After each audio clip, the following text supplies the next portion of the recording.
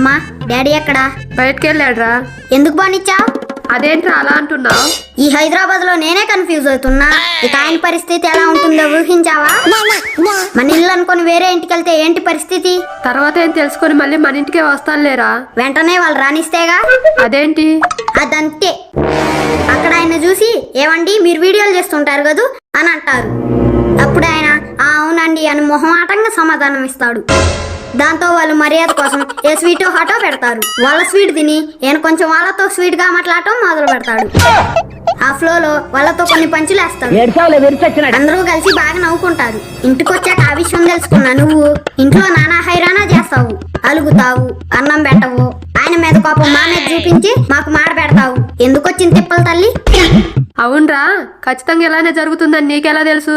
ఎందుకంటే నాకు ఇలానే జరిగింది కాబట్టి.